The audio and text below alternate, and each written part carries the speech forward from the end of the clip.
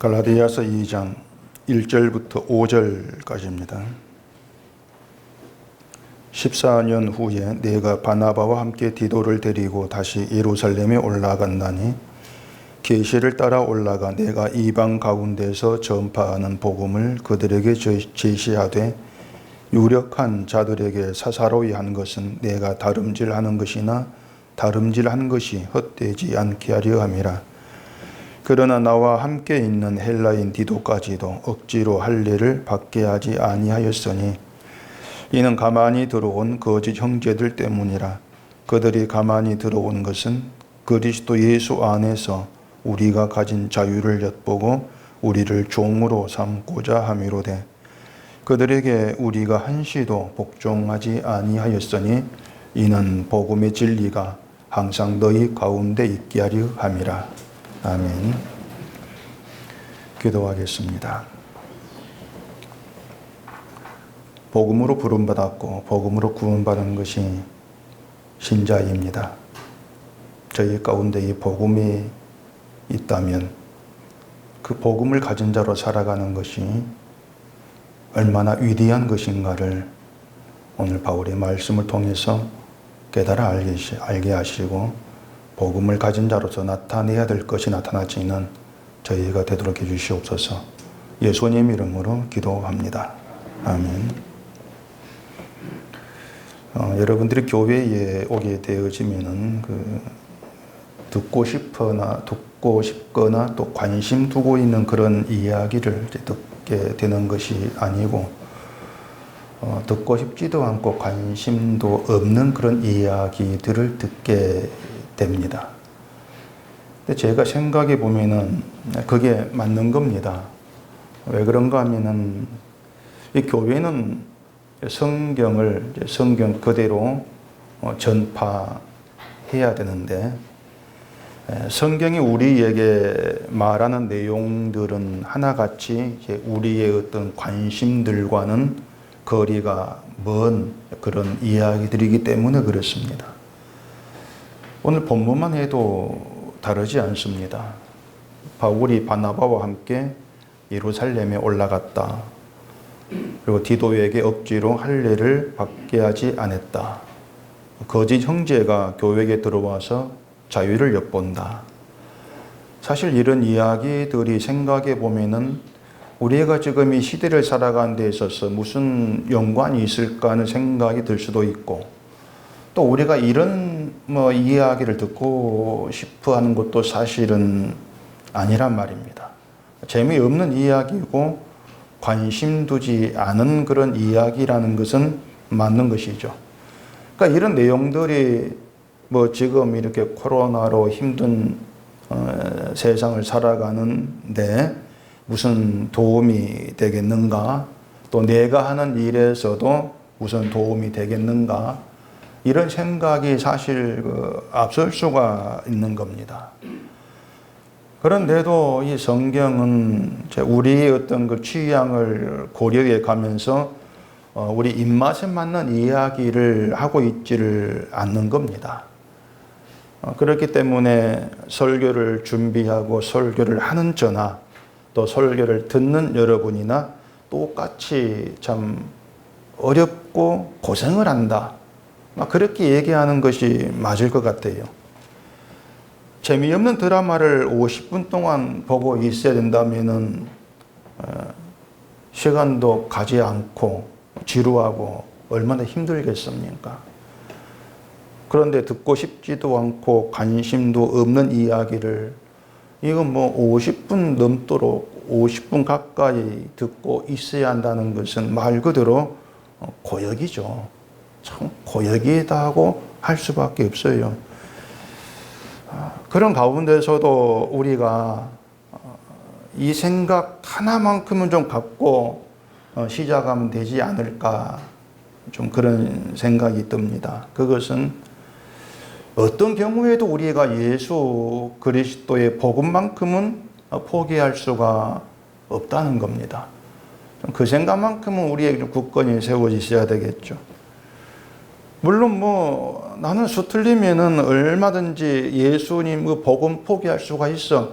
뭐 이런 생각을 하면서 교회를 찾아오는 그런 분은 아마 없을 거예요. 근데 또 그렇다고 해서 우리가 예수님을 포기하지 않는, 정말 어떤 복음을 포기하지 않는 그런 삶을 사는가 하면은 또 저는 아니라고 그렇게 말씀을 드리고 싶습니다. 우리의 일상 자체가 늘 예수를 포기하는 것을 보이고 있죠. 늘 우린 예수를 포기하고 살아가요. 예수님을 포기하지 않는다는 것은 내가 교회를 줄기차게 나온다는 것이 아니고 세상을 포기한다는 뜻입니다. 세상을 포기한다는 것이 예수님을 포기하지 않는다, 그 뜻이에요. 예수님도 포기하지 않고 세상도 포기하지 않는 것은 없습니다. 마태복음 6장에서 예수님이 너희가 하나님과 재물을 겸하여 섬기지를 못한다고 그렇게 말씀을 하셨지 않습니까? 예수님을 사랑하게 되면은 세상을 미워하게 되는 것이고, 세상을 사랑하면은 예수가 미워지게 되어 있다는 겁니다. 그게 인간의 구조라고 하는 거예요. 세상을 사랑하게 되어지면은 정말 이 세상 일에 좀 도움이 되는 예수면 좋겠는데 전혀 도움되지 않는 그런 예수에게 뭔가 섭섭한 그런 마음이 있게 되고 또 미움도 있게 되고, 그게 우리인 것이거든요. 그렇기 때문에 어떤 예수님이나 예수님의 복음과 우리하고는 도무지 안 맞다, 그 생각을 먼저 하셔야 됩니다. 도무지 맞지가 않다. 그렇다면 성경이 이제 예수님에 대해서 얘기하는데, 성경이 복음인데 과연 그 복음에 담긴 그 내용들이, 그 이야기들이 우리가 생각하는 신에 대한 그런 취향과 맞겠냐고 하는 거죠. 맞을 수가 없는 거예요. 그렇기 때문에 내게 맞지 않은 성경 이야기가 참 듣기가 싫어질 수밖에 없는 거죠. 또 불편하게 들리고 말이죠. 한마디로 말하면 성경이 우리에게 얘기하고 있는 것은 불편한 예수다. 아주 불편한 복음을 얘기하고 있다. 그렇게 받아들이시면 되는 겁니다. 참 불편하다. 들으면서 불편함을 느껴야만이 제대로 듣고 있는 거예요. 괜찮네, 좋네, 이건 좀 뭔가 수상합니다. 정말 불편해. 왜 마음이 이렇게 불편해지지? 그런 느낌이 있어져야 되는 거예요. 만약에 이 복음에서 어떤 예수님에 대한 이야기에서 불편한 것들을 다 이제 제거해 버리고 전혀 불편하지 않고 내 취향에 딱 맞는 예수를 전하는 그런 복음이 있다? 그럼 그건 가짜죠. 그런 복음 없으니까 그건 가짜예요. 그게 바울이 말한 이제 다른 복음이라고 하는 것입니다. 그래서 전에 말씀을 드렸던 것처럼 우리의 그 성향이라고 하는 것이 그 다른 복음을 막 싫어해서 경계를 하고 막 거부하고 막아내는 그런 사람들이 못 된다는 겁니다. 오히려 우리는 다른 복음을 더 편하게 받아들입니다. 그게 더 편하게 다가오거든요. 다른 복음이 우리의 종교성과 맞아 떨어지는 복음이기 때문에. 그래서 어떤 경우에도 예수님만큼은 포기할 수 없다는 이런 생각을 갖자고 했을 때 그것이 다른 복음이 얘기하는 예수를 포기하지 않는, 우리 또 그렇게 생각이 부릴 수가 있는 거예요. 예수 아닌 예수를 포기하지 않으려고 하고 난 예수를 믿는다, 이렇게 스스로의 자기를 착각할 수가 있는 거죠. 근데 그렇게 되면 반대로 십자가의 피를 죽으시고 우리를 죄에서 건지신 참된 그 예수 그리스도는 포기해 버리는 그런 사태가 발생할 수밖에 없는 겁니다. 그래서 늘 여러분 자신에게 경계를 하시라는 말씀을 제가 계속해서 드리는 겁니다. 늘 좀 자기에게 경계를 하십시오. 내가 믿는 예수는 십자가에 죽으신 바로 그 예수다. 그런 생각을 섣불리 하지를 마시라는 겁니다.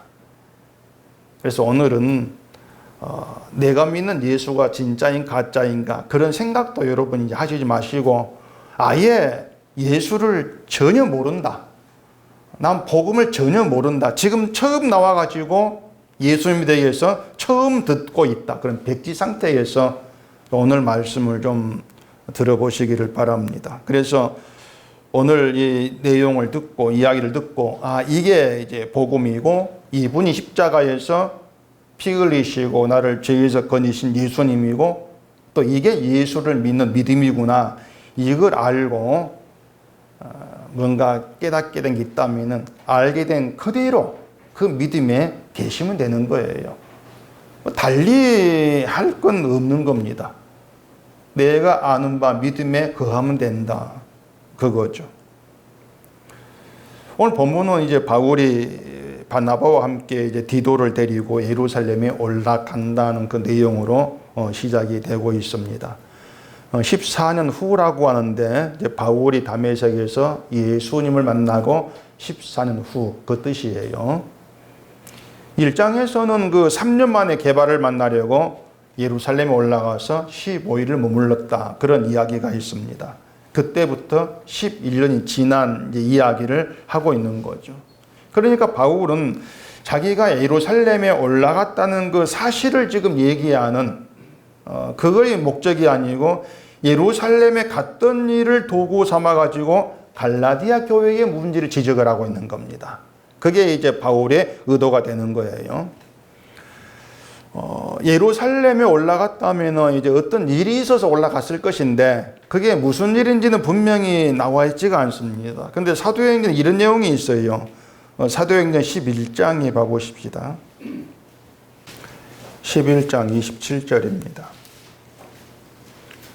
그때의 선지자들이 예루살렘에서 안디옥에 이르니 그 중에 아가보라 하는 한 사람이 일어나 성령으로 말하되 천하에 큰 흉년이 들리라 하더니 글라우디오 때에 그렇게 되니라.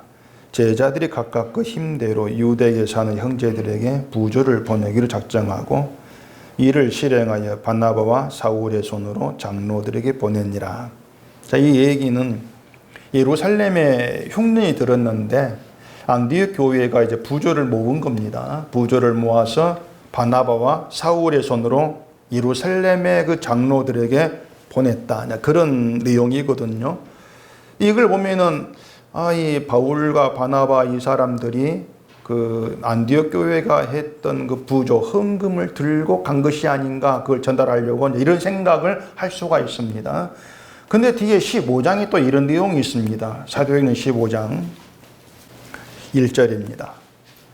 어떤 사람들이 유대로부터 내려와서 형제들을 가르치되 너희가 모세의 법대로 할 일을 받지 아니하면 능히 구원을 받지 못하리라 하니 바울 및 바나바와 그들 사이에 적지 아니한 다툼과 변론이 일어난지라 형제들이 이 문제에 대하여 바울과 바나바와 및 그 중에 몇 사람을 예루살렘에 있는 사도와 장로들에게 보내기로 작정하니라. 이 내용은 유대로부터 온 어떤 사람들이 있는데 이 사람들이 와서 할례를 받아야 구원을 받는다. 이렇게 가르친 것 때문에 이제 다툼이, 변론이 일어났다는 겁니다. 그래서 그 문제를 해결하려고 이제 바나바와 바울과 몇 사람을 예루살렘에 보냈다. 그 내용이죠. 또 이것도 예루살렘에 이제 가게 된 경우가 되는 것입니다. 근데 오늘 본문과 내용을 비춰보면은 부조를 전달하려고 갔다기보다도 이 할례 문제 때문에 이런 다툼, 이것 때문에 이제 간 것으로 이제 볼 수가 있어요. 그게 더 맞는 말 같다 이렇게 생각할 수 있는 겁니다. 이걸 보면은 이제 당시 유대 기독교인들이 여기저기에서 할례를 받아야 구원을 받는다. 다시 말해서 믿음의 할례, 율법을 더하는 것이 구원을 받기 위한 바른 믿음이다. 이러한 내용을 주장을 했고 그 때문에 이제 많은 분란이 일어났다고 우리가 짐작해 볼 수가 있는 겁니다. 당시 유대인들은 여러 곳으로 흩어져 이제 살았습니다. 이렇게 흩어져 살아온 유대인을 가리켜서 디아스포라 이렇게 이제 말하는데 유다가 이제 바빌론에게 멸망을 받았죠. 멸망받고 포로로 끌려갔는데 나중에 바빌론을 바사 왕 고레스가 점령을 합니다. 바사는 지금 페르시아를 말하거든요. 그때 고레스가 이제 바빌론의 유대인을 예루살렘으로 돌아가도록 이제 허용을 합니다. 근데 예루살렘에 돌아가지 않고 자발적으로 바벨론에 남은 백성이 있는 겁니다. 또 어떤 백성들은 주변인 다른 곳으로 가가지고 또 살기도 하게 된 겁니다. 그렇게 해서 이제 흩어져 살은 유대인들을 디아스포라 이렇게 부르기 시작을 한 거예요. 이렇게 자신들이 사방에 흩어져 살게 된 것을 정통 유대인들은 메시아 사상으로 연결해 가지고 해석을 합니다. 성경을 봐볼까? 이사야서 11장을 봐보십시다. 이사야 11장 11절입니다. 그날에 주께서 다시 그의 손을 펴사 그의 남은 백성을 아수르와 애국과 바드로스와 구스와 엘람과 시날과 하맛과 바다 섬들에서 돌아오게 하실 것이라. 여호와께서 열방을 향하여 기치를 세우시고 이스라엘의 쫓긴 자들을 모으시며 땅 사방에서 유다의 흩어진 자들을 모으시리니, 이렇게 되어 있습니다. 이걸 유대인들은 하나님께서 메시아를 보내서 사방에서 유다에 흩어진 자들을 모으신다는 거예요. 이게 유대인의 메시아 사상인데, 그러니까 하나님이 그 예언을 이제 이루기 위해서 자신들을 사방에 흩어 놓으신 것이다, 그렇게 해석을 하는 거예요. 그래서 유다에 흩어진 자를 모으시리니, 그래서 사방에 흩어진 유다가 이스라엘에 모이게 되면은 그때 메시아가 온다, 이런 그것이 정통 유대가 갖고 있는 메시아 사상이라고 하는 거예요. 제가 왜 이런 말씀을 드리는가 하면은, 이 성경에서 예수를 빼버리면은 이게 꽤 그럴듯한 해석인단 말이에요. 유대인 해석이. 유대인이야 뭐 예수님을 인정하지 않고 구약만 성경으로 인정을 하고 있으니까 자기들 입장에서 성경을 해석할 수밖에 없는 겁니다. 그렇기 때문에 유다의 흩어진 자들을 모으신다, 이게 자기들을 대한 예언으로 그렇게 해석할 수밖에 없는 것이죠. 그들이 유다니까. 자, 그럼 우리는 어떠하냐 말이에요. 우리도 성경을 내 입장에서 내 기준으로 보는 경우가 참 허다합니다. 시작은 미약한 나중은 장대하리라. 이걸 우리 입장에서 보기 때문에 굉장히 희망적인 좋은 말로 들리거든요. 능력 주시는 다음에 모든 걸 할 수가 있다. 이것도 우리 입장에서 보면은 힘이 되는 그런 내용이란 말입니다.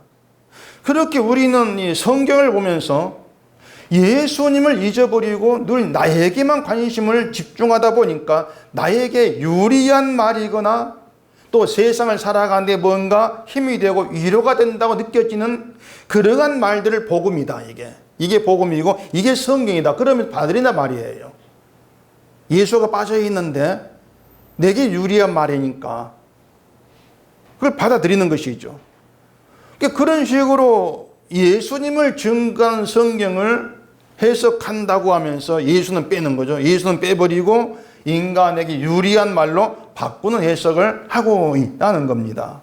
그러니까 그런 해석에 등장하는 예수는 이미 십자가를 지신 예수가 아닌 거예요. 그건 거짓 예수, 다른 예수일 수밖에 없다는 거예요. 인간의 취향이나 인간의 상식에 맞는 예수를 집어넣어서 그 예수는 결국 인간의 만족과 인간의 가치를 위한 그런 예수로 존재할 수밖에 없는 것이고, 결국 성경도 그러한 내용으로 만들어질 수밖에 없지 않습니까? 그런 모든 것들이 뭐냐면은 복음의 가치를 잃어버린 다른 복음이고, 결국은 지금 교회가 그런 다른 복음의 홍수 속에서 흘러간다고 할 수밖에 없다는 얘기예요. 도무지 어떤 다르다는 분별이 없다고 하는 것입니다. 늘 내 유익과 내 편함을 따라가고 있는 것이죠. 흘러가는 것이죠. 근데 2절 보면은 바울이 계시를 따라 올라갔다, 이런 말을 합니다. 계시를 따라 올라갔다. 계시를 따라갔다는 것은 바울이 하나님으로부터 너 예루살렘으로 가라, 이런 계시를 받아가지고 예루살렘 갔다, 그런 뜻이 아니거든요. 바울이 가는 길에 뭐 빛이 비쳐가지고 예루살렘으로 인도해 가는 그런 식으로 계시를 따라가고 그런 게 아닌 거예요. 그 앞에 갈라디아 1장 12절 보면은 이렇게 얘기를 했습니다. 이는 내가 사람에게서 받은 것도 아니요 배운 것도 아니요 오직 예수 그리스도의 계시로 말미암은 것이라. 자, 바울은 복음을 누구에게서 배운 것이 아니고 그리스도의 계시로 알게 되었다고 얘기를 합니다. 그러니까 바울에게는 복음이 곧 그리스도의 계시가 되는 거예요. 복음이. 그게 복음이 예수 계시죠. 복음은 사람으로부터는 나올 수가 없는 겁니다. 사람이 아무리 머리를 쓰고 연구를 한다 할지라도 복음을 지어낼 수가 없어요. 만들어낼 수가 없어요. 그렇기 때문에 복음은 사람에게 이해가 안 되는 겁니다. 그래서 계시로 말미암은 복음 이렇게 얘기하는 거예요. 예수님께서 드러내고 알려줘야만이 깨닫게 되는 복음. 그래 계시라고 하는 것이죠. 그 복음이 있는 사람을 신자라고 하는 겁니다. 그 복음이 있는 자. 그래서 예수님의 계시로 말미암은 복음이 들어오면은 신자에 대한 생각부터 달라질 수밖에 없는 거예요. 복음이 있는 사람은. 자, 대개 이제 우리는 신자 그러면은 일단 교회를 다니고 또 신앙생활을 하는 그런 사람으로 우리는 떠올리게 됩니다. 교회를 다닌 사람. 근데 사람들이 신자를 단지 그냥 신자 이렇게 말하고 끝나는 것이 아니고 믿음이 좋은 신자, 믿음이 약한 신자 이렇게 나누어가 생각을 해요. 나누어서. 그리고 주로 신앙생활의 열심과 어떤 선한 삶과 훌륭한 인품을 가진 그런 모습들을 가지고 이건 믿음이 좋은 것이라고 그렇게 얘기를 하죠. 그 반대의 모습이 있으면 이건 믿음이 좋지 않은 거 이렇게 생각한단 말입니다. 이게 지금의 교회가 이제 생각하는 신자의 그 모습이라고 하는 거예요. 근데 바울은 그런 것들을 사람에게서 받은 것도 아니요, 배운 것도 아니라 말로 다 깨버리는 거예요. 자, 복음이 있는 자가 신자다. 복음이 있는 사람이 신자야. 근데 그 복음은 사람으로 말미암은 것이 아니고 계시로 받은 것이야. 그렇다면 누가 신자냐? 이러한 문제에서도 사람으로 말미암 가지고 판단할 수는 없다는 얘기예요. 그 말은 할래도 이 신자다, 구원받았다 이러한 증표가 될 수 없다는 거예요. 이게 바울의 말인 거예요. 자, 바울은 자기가 예수께 계시로 받은 복음을 예루살렘에 내어놓기 위해서 지금 올라가고 있는 겁니다. 복음을 가고 있는 겁니다. 이걸 두고 계시를 따라 올라갔다 이렇게 말한 것으로 볼 수가 있는 거예요. 복음 때문에 복음을 위해서 가는 것이야. 자, 다시 정리해 봅시다. 계시를 받은 사람은 바울만이 아니에요. 신자라면 다 계시를 받은 겁니다. 계시를 받았기에 신자라고 하는 거예요. 근데 계시를 환상을 본다거나 꿈을 꾸는 것을 생각지를 마시라는 겁니다. 우리가 어디 가서 배워가지고 알게 되는 것이 아니고 하나님이 알게 하셔서 알게 되고 깨닫게 되는 그걸 계시라고 말하는 거고 그 계시가 복음이라 그랬습니다. 복음이 계시예요. 그러니까 그 복음이 있는 사람이 신자란 말입니다. 따라서 복음이 있는 신자에게서는 사람에게서는 나올 수 없는 게 나와져야 돼요. 그 복음 때문에 사람에게서 나올 수 없는 것이 나와지는 그 사람이 진짜 복음을 알고 있고 복음이 있는 신자다 이렇게 얘기할 수가 있다는 겁니다. 자, 그러면은 우리에게 복음이 있다 합시다. 복음이 있습니다. 복음이 있으니까 사람에게서 나와질 수 없는 게 나에게 나와져야 돼. 그것이 뭐라고 생각합니까? 그게 뭘까요? 여러분께 복음이 있어요. 목사에게 배우거나 목사가 알게 한 거, 그런 것이 아니고 예수님이 알게 하신 계시로 받은 복음입니다. 그 복음이 있습니다. 그 복음이 있다면은 그 복음이 나에게 있음으로 해서 내가 그 복음을 지니고 있음으로 해서 나와지는 거, 그게 있어야 된다는 것인데 그게 뭐냐는 것이에요. 말씀드린 것처럼 나에게 나와지는 것은 사람에게서 나올 수 없는 것, 사람이 만들 수 없는 것이어야 합니다. 복음이 사람으로 말미암은 것이 아니니까.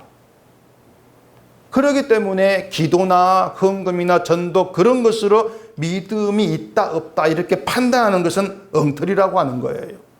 왜냐하면 사람 만들어내는 것이거든요.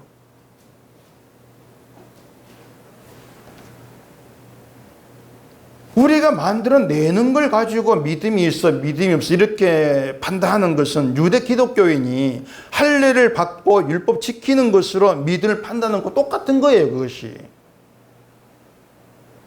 그래서 이 바울의 말을 우리가 주의를 기울여서 들어야 하는 겁니다. 결국 우리 문제이니까. 자, 다시 물을게요. 복음이 있다면 그 복음으로 인해서 나와지는 거, 그게 신자의 어떤 그 증표라고 할 수가 있는데 그게 뭘까요? 하는 거예요. 그걸 복음의 특징이라고 할 수가 있는데 오직 복음이 있는 신자에게서만 나와진다는 겁니다. 그 특징이 있음으로 해서 신자고 너에게 복음이 있구나 이걸 알게 된다고 하는 거예요. 이건 당연히 바울에게서도 나온 모습인 것이죠. 오늘 본문에서 바울이 그걸 지금 얘기하고 있는 겁니다. 4절 보십시다. 본문에. 이는 가만히 들어온 거짓 형제들 때문이라. 그들이 가만히 들어온 것은 그리스도 예수 안에서 우리가 가진 자유를 엿보고 우리를 종으로 삼고자 함이로되. 그리스도 예수 안에서 우리가 가진 자유를 엿보고 그렇게 얘기를 합니다. 자유는 바울에게만 있는 것이 아니라 예수 그리스도 안에 있는 모든 신자가 가진 것입니다. 자유는. 그러니까 신자가 가진 복음의 특징 뭘까? 자유예요. 그것이. 복음이 있는 신자에게서 나와줘야 되는 게 뭘까? 자유라고 하는 겁니다. 그러니까 여러분에게서는 복음이 있다면 자유가 나와줘야 돼요. 자유가. 그 자유는 사람이 만들어낼 수가 없는 겁니다. 자, 자유가 복음을 믿는 신자의 증거다. 이걸 누가 믿으려고 하겠습니까? 오히려 신자의 증거를 자유라고 얘기를 하게 되어지면은 이 교인들은 교회를 나가든 안 나가든 내 자유라 막 이러면서 제멋대로 살 것이고, 그러면 신앙생활도 제대로 하지 못할 것이고 결국 방종을 조장할 뿐이다. 이렇게 반발할 게 뻔하단 말이에요. 그러니까 자유를 믿음의 증거라 하면 사람들이 성을 내요. 그건 신자를, 교인을 방종하게 만드는 거야. 그래서 이 자유라는 말을 아마 목사들이 가장 싫어하지 않을까 싶습니다. 교인들은 좋아할 수가 있죠. 자유라는 말을. 헌금하기 싫은데 자유가 신자의 증표다? 아, 이거 좋아라고. 잘됐다가 아닙니까? 기도도 못하고 성경도 안 봐가지고 늘 찝찝한데 자유가 신자의 증표다? 아, 그러면 기도도 안 하고 성경 안 보고 하는 것도 다 내 자유니까. 그러면 괜찮네. 아, 이거 좋아라. 아마 거의 다 이르지 않을까 싶어요. 근데 그것은 자유를 좋아하는 것이 아니고 나의 편함을 좋아하는 거죠. 안 해도 된다. 내가 편해지는 것이죠. 내 편함을 좋아하는 거예요. 자유가 좋은 것이 아니고. 그래서 자유가 좋아. 안 해도 돼? 그렇게 하면 한편으로 불안하죠. 진짜 안 해도 되나? 불안감이 있는 거죠. 뭐 그런 게 무슨 믿음이겠습니까?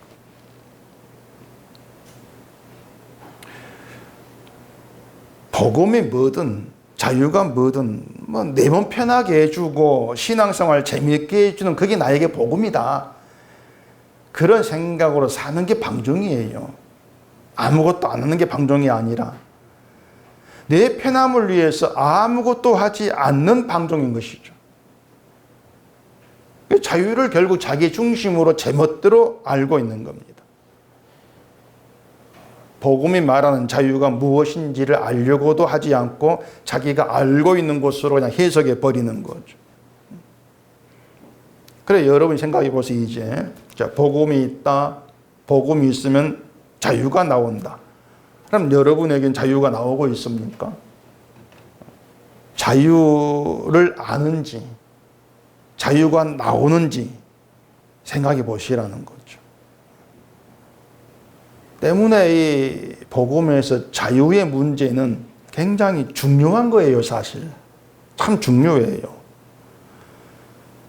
바울도 갈라디아서에서 자유에 대한 말을 많이 합니다. 자유라는 단어를 많이 쓰고 있어요. 근데 지금의 기독교인들에게 자유는 관심 밖의 문제가 돼버렸다고 할 수가 있는 겁니다. 나의 믿음은 내 열심을 보이면 된다고 생각을 하면서 자유에 관심이 없는 거죠. 그렇기 때문에 거짓 형제들이 가만히 들어와서 자유를 엿바둑을 모르는 거예요. 모르면서 그들이 종으로 삼고자 할 때 종이 돼버리는 것이죠. 자유가 뭔가를 한번 보십시다. 마태복음 5장 찾아보십시오. 마태복음 5장 13절입니다. 너희는 세상의 소금이니 소금이 만일 그 맛을 잃으면 무엇으로 짜게 하리요? 후에는 아무 쓸데없어 다만 밖에 버려져 사람에게 밟힐 뿐이니라.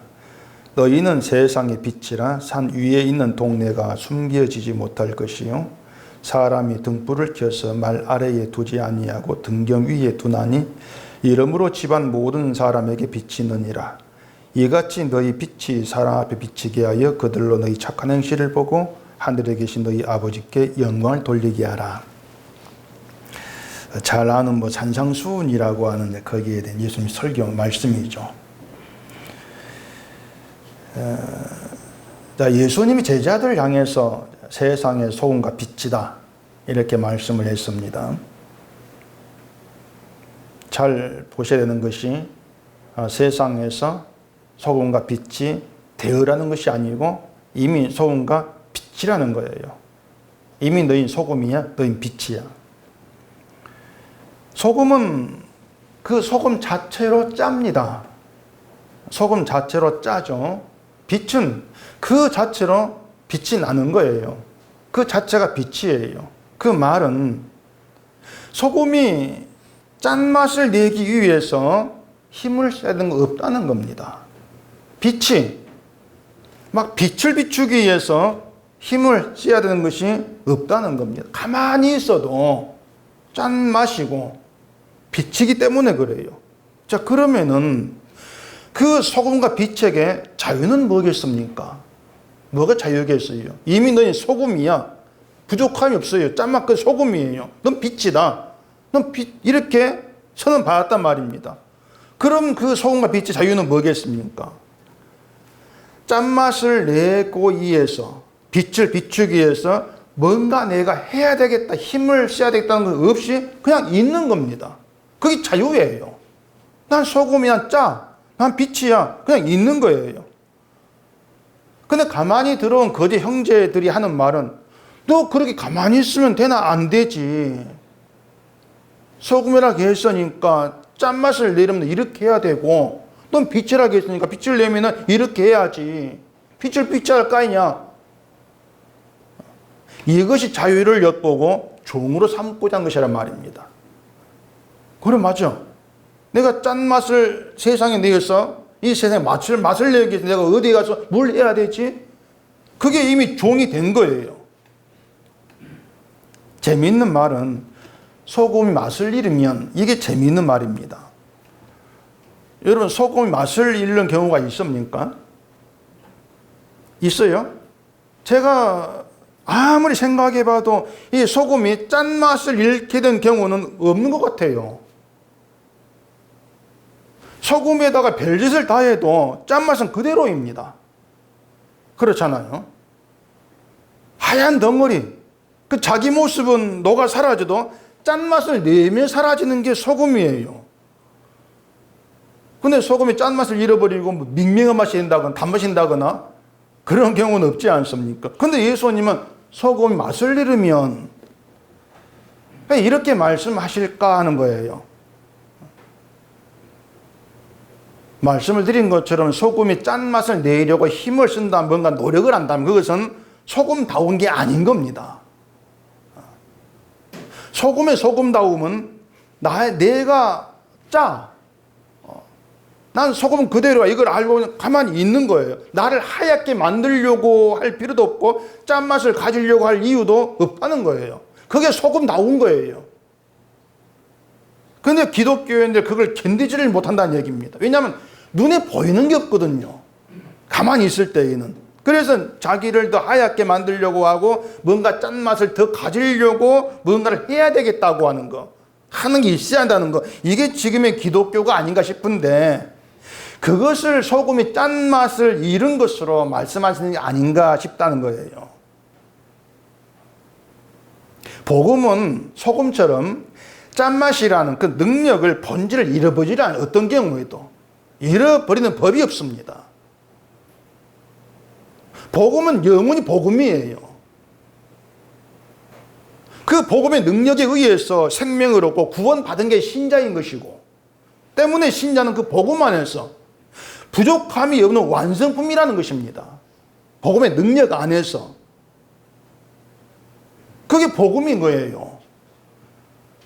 이미는 소금이라는 것이고 이미는 빛이라고 하는 것이죠. 그렇다면 신자의 자유라고 하는 것이 뭐냐면은 완성품으로 사는 거예요, 그냥. 그게 여러분의 자유란 말입니다.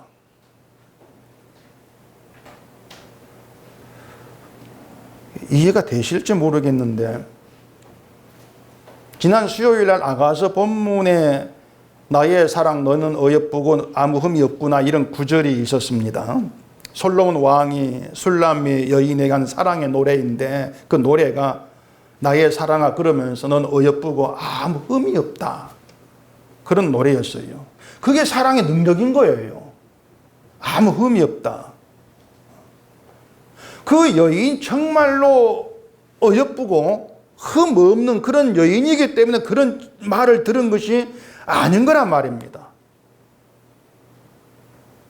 포도무에서 일한다고 얼굴에 거무스름하고 볼품이 없는 그런 시골 여자, 초음구성 여자 그 모습인데 그런 여인을 가리켜서 어여쁘다.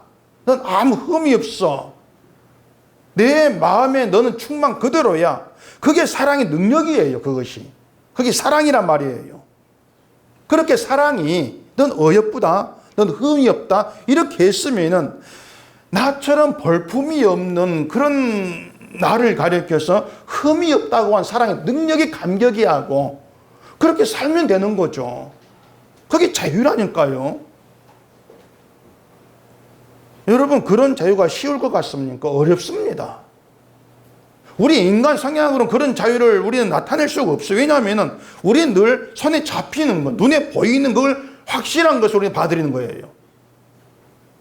내가 몸으로 경험하고 눈으로 보고 확인하고 그게 있어야만이 이게 믿음이다. 내가 뭔가 하고 있구나. 이게 복음이야. 내가 예수를 따라가고 있어. 이렇게 자기를 인정하려고 하는 것이죠. 그러기 때문에 하는 말이 믿음만 가지고 안 돼. 이렇게 나오는 거예요. 사랑도 있어야 되고 하려도 해야 되고 기도도 해야 되고 자꾸 뭔가 눈에 손이 잡히는 것들 집어넣는 거죠. 그 말에 복종을 해버린다는 얘기입니다. 그래서 기독교인들에게 자유를 얘기하면 굉장히 불편해해요. 그 자유를 도무지 신앙으로 생각지를 않는단 말입니다. 신자의 증표다 무시를 해버리죠. 자꾸 믿음을 열심과 행하는 것으로 깊이 이제 인식하고 있고 또 그런 믿음에 익숙해져 있기 때문에 완전하고 흠이 없는 상태로 살아가는 건 자유. 예수께 붙들린 주의 생명에 속한 신자를 가리켜서 완전하다, 넌 거룩하다, 흠이 없어. 이렇게 일컬어지는 복음의 능력들, 그걸 도무지 이해를 못하는 거예요. 아니 어떻게 내가 기도도 않고 이렇게 하는데 어떻게 내가 완전해, 어떻게 흠이 없어. 그건 아니야. 그러면서 내 행함을 가 조금 보태놔야 좀 안심을 하는 그런 성향들이 아니냐 말이에요. 그게 가만히 들어온 거짓 형제들을 따라가며 종으로 자리해 버리는 그런 모습들이란 말입니다. 본문 2절에서 이렇게 얘기합니다. 바울이 계시를 따라 올라가 내가 이방 가운데서 전파하는 복음을 그들에게 제시하되 유력한 자들에게 사사로이 한 것은 내가 다름질하는 것이나 다름질하는 것이 헛되지 않게 하려 함이라. 유력한 자들이란 말이 나오는데 유력한 자들은 예루살렘 교회에서 이제 뭔가 이름이 있는 베드로, 요한, 야고보 이런 이제 사도들을 말하는 것으로 볼 수가 있습니다. 그런데 바울의 입장에서 바울의 어떤 육신적인 입장에서 보면은 그 베드로, 야고보, 요한 이런 사도들을 만나면 뭔가 좀 한 수 아래라는 느낌이 사실 들 수가 있는 겁니다. 그들에 비해서. 왜냐하면 그 사도들은 예수님의 제자로 활동하고 부활도 목격했고 그런 이제 사도들이고 바울은 교회를 핍박했잖아요. 그래도 사도가 된 그런 입장이기 때문에 그런 유력한 자들 앞에서 자기가 어떤 복음을 얘기한다. 그건 뭔가 건방지네 이런 이제 느낌을 줄 수 있기도 하는 일이 되는 것이죠. 근데 그 유력한 자들에게 바울이 개인적으로 자기가 전하는 복음을 제시했다는 겁니다. 그게 뭐냐면 그런 유력한 자들과 자기를 비교하지 않았다는 거예요. 유명한 자들과 자신을. 왜 그런가 하면은 그 유명한 그들이나 아무리 유명하다 할지라도 그들이나 바울이나 예수 그리스도의 사랑으로 인해서 그 사랑의 능력이 거룩하고 흠없는 자로 여김받았기 때문에 그렇단 말입니다. 똑같다는 거예요. 그 유명한 자들의 어떤 활동, 그들의 공적, 업적 이것 때문에 그들이 바울보다 더 나은 대접받은 것이 아니란 얘기예요. 그게 바울의 당당함이고 자유인 거예요. 내가 왜 너의 비교를 해? 왜 내가 기죽어야 돼? 똑같이 사랑의 능력으로 그리스도의 완전한 가운데 있는데 그게 맞지 않습니까? 그 당당함이, 그 자유가.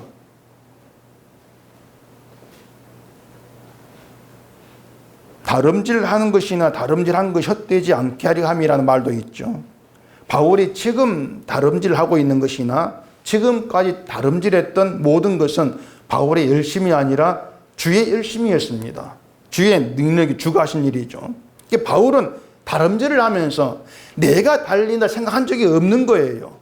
그렇기 때문에 다름질의 결과나 어떤 성과에도 바울은 매이지를 않는 것이죠.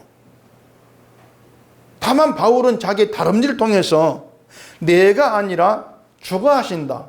이것만 나타지면 되었던 거예요. 주의 은혜만. 그게 바울이 바라보는 것이었죠. 그런데 할례를 받아야 그런다고 하면서 사람에게 주목하게 해버린다면은 그건 결국 바울이 다름질을 하는 것을 헛되게 하는 것이죠. 사람에게 모든 주목이 돌아가는 것이니까. 사람이 일로 얻은 결과, 성과에 마음 두게 하는 것이니까. 그래서 디도도 억지로 할례 받게 하지 않았다 이렇게 말하고 하는 것입니다. 물론 바울에게는 할례를 받든 안 받든 문제될 게 없는 것이죠. 그런 게 중요하지 않은 것이니까. 다만 디도에게 할례를 받게 하면은 디도가 할례 받았다는 것에 주목할 위험이 있기 때문에 받게 하지 않았다 이렇게 나오는 겁니다. 이처럼 바울은요, 자유를 엿보는 자들에게는 한시도 복종하지를 않습니다. 양보하지를 않습니다. 바울에게 양보할 수 없는 절대적인 복음의 진리였거든요. 이러한 바울의 심정을 오늘 우리에게 전달하는 것이 본문의 말씀인 거죠. 우리가 이 말씀을 잘 전달받는다면 우리에게도요, 이 복음의 진리만큼은 절대 양보할 수 없는 것으로 자리되어야 한다는 겁니다. 그것만큼은 양보하지 말자. 양보할 문제가 아니라는 거죠. 복음의 진리만큼은. 자유의 문제만큼은 양보할 것이 아니라고 하는 겁니다. 그런 생각이 우리에게 있어야죠. 그래야 신자이지 않겠습니까? 지금 기독교회는 정말 어떤 그 거짓 형제들의 자유를 엿보는 그러한 말로 홍수처럼 차고 넘칩니다. 복음같이 들리는 거, 그럴듯한 그 얘기들이 막 넘치고 있거든요. 하나님의 사랑받기 위해서 믿음 생활을 잘해야 됩니다. 뭐 이런 건 귀엽게 볼 수가 있죠. 뭐 성화라는 얘기. 이런 것들이 자유를 엿보는 것들이에요, 사실은요. 그런 거에 여러분에게 주어진 복음의 자유를 양보해버리는 그런 기막힌 사태가 없기를 바랄 뿐인 것입니다. 여러분에게 자유가 나온다면 그 자유가 십자가의 사랑을 증거하는 것입니다. 난 십자가의 사랑 안에서 난 흠이 없는 완전한 자로 일컬음 받았어. 내가 나를 채울 건 없어. 그게 주의 사랑의 능력이야. 그게 날 붙들고는 복음이다. 그 자유. 그 자유가 십자가의 사랑을 증거하는 것이죠. 십자가에 피 흘린 그 사랑으로 죽음의 존재인 나를 거룩하다 이렇게 여기시고 흠 없다고 하신 그 사랑이 우리를 채웠다는 겁니다. 그게 신자라는 거예요. 그래, 바울이 복음이 여러분께 얘기하고 있는 것은 신자는 정말 주님 보실 때 부족함이 없는 자로, 우리 행실에 부족함이 없다는 것이 아니고 주의 사랑으로 채워졌기에 그 사랑을 보면서는 부족함이 없다 이렇게 선언하죠. 그렇게 부족함이 없는 자로 세상에 세우셨다. 이걸 믿는 게 자유고 그게 신자입니다. 그 자유는 여러분 육신을 편하게 하는 것으로 가는 것이 아니고 주께 오히려 매이는 주의 종으로 행하게 하면서 기쁨이 되는 그런 길로 끌어가는 거예요. 그 자유가. 그만큼 복음의 자유는 중요하다는 것을 여러분 다시금 좀 깊이 돌아보시면서 예수 그리스도 안에서 부족함이 없는 것, 사랑으로 완전히 채워진 완성품, 그게 신자임을 여러분 놓치지 마시고 이 바울의 심정을 좀 잘 전달받아서 이 세태 속에서 복음의 진리만큼은 양보하지 않는 그런 신자됨으로 살아가시기를 바랍니다. 기도하겠습니다. 우리 아버지 하나님, 주 앞에 나와서 기쁨이 되어지는 것은 내가 나를 채울 것이 없는 부족한 자라고 하는 놀라운 말씀입니다. 복음의 그 능력이 우리를 그러한 대로 세웠습니다.